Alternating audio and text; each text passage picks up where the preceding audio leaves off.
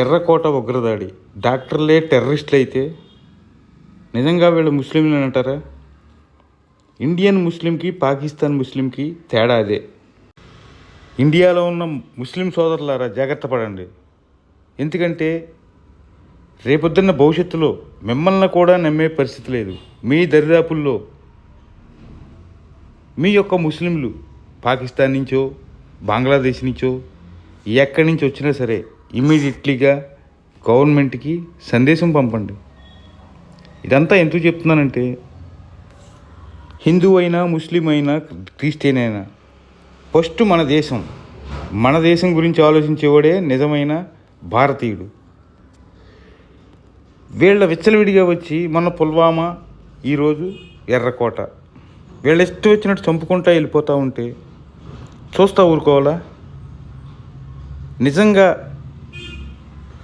వీళ్ళ రాకల్ని అరికట్టాలంటే ఒక ముస్లింకి 90% చాయిస్ ఉంటుంది.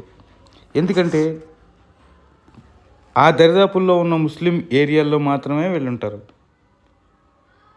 ఎవడన్నా కొత్తోడు వచ్చి, అన్న నేను చాలా ఇబ్బందుల్లో ఉన్నాను, ఎలా వచ్చాను అలా వచ్చానని చెప్పి మిమ్మల్ని సానుభూతిగా, అమాయకులు కదా ఇండియన్ ముస్లింలు అంటే అమాయకులు, సానుభూతిగా వచ్చి మీ దరి చేరతారు.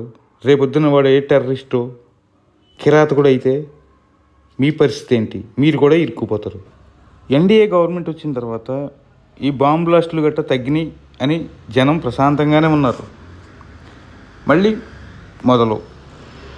దీనికి ఏం చేస్తే పరిష్కారం ఉంది, ఎలా వెళ్తే పరిష్కారం ఉంది, అది ఆలోచించాలి గవర్నమెంట్లు. ముందు ముస్లింల్ని మోటివేట్ చేయాలి. తర్వాత ప్రతి భారతీయ పౌరుడికి మోటివేషన్ అలవాటు చేయాలి.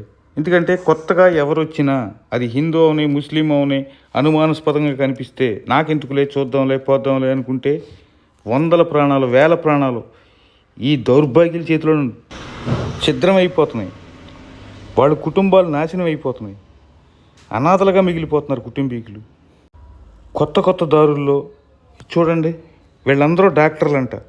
ఈ డాక్టర్లే ఈ టెర్రరిజంలోకి వెళ్ళి అక్కడి నుంచి వచ్చి ఇక్కడ టెర్రరిజం చేస్తే ఎవరు పట్టుకోగలరు? ఎంతవరకు కాపాడగలరు? జనం మాత్రమే పట్టుకోగలరు.